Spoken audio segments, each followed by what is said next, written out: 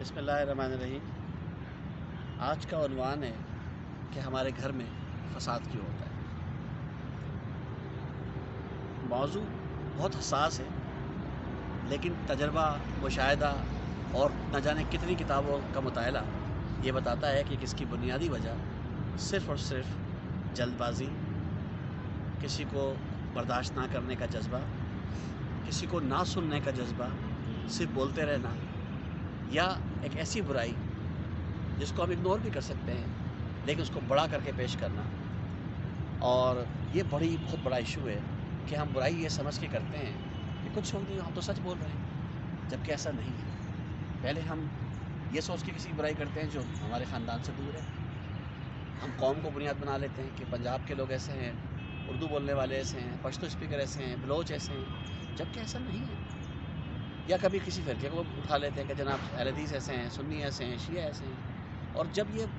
بہت سارا برائی سے ہمارا دل بھر جاتا ہے تو پھر ہم خاندان پہ آ جاتے ہیں، خاندان کے بعد پھر ہم گھر میں آ جاتے ہیں اور ایک انتہائی معمولی بات کی برائی کرتے ہیں جو وہ دوسرا برداشت نہیں کرتا، اور پھر ہمارے یہاں فساد پیدا ہو جاتا ہے۔ تو ذات رکھیں، اگر زندگی میں خوشحالی دیکھنی ہے تو برائی کو اٹھا کے سائڈ پہ پھینک دیں، آپ اچھائی کو پروپیگیٹ کریں۔ اگر کسی میں برائی ہے بھی تو اگنور کریں، یا پھر آپ کا بتانے کا انداز ایسا ہو کہ وہ اس کی عزت نہ گر رہی ہو، اس کو آپ ذلیل و خوار نہ کر رہے ہوں، بلکہ اس کو اپریشیٹ کر کے ایک نئے انداز سے بتا رہے ہیں۔ تو وہ اکثر ہم نے دیکھا ہے کہ جب ہم کسی کی برائی کرتے ہیں تو ہم تمام چیزیں اس کی اپنے چشمے سے نہیں دیکھ رہے ہوتے جو ہمیں ہمارے پاس اللہ نے دیا ہے، ہم دوسرے کی آنکھوں سے یا دوسروں کے چشمے سے، اس نے اگر سبز گلاس ہمارے اوپر لگا دیا ہے تو ہمیں سب سبزی نظر آ رہا ہے، جبکہ اللہ نے آپ کو بھی عقل و فہم و فراست دی ہے۔ آپ اپنے انداز سے دیکھیں، سنیں، تو آپ کو اندازہ ہوگا کہ وہ غلطی کرتا ہے، اور اگر کوئی غلطی پر ہے بھی تو آپ کو کیا پریشانی،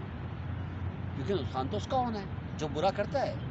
وہ برا پاتا ہے۔ لہٰذا آپ کو جب اس پہ یقین ہے کہ برائی کا انجام برائی ہوتا ہے تو اگر کوئی برا کر رہا ہے آپ اصلاح ضرور کیجئے، زبردستی نہیں کیجیے۔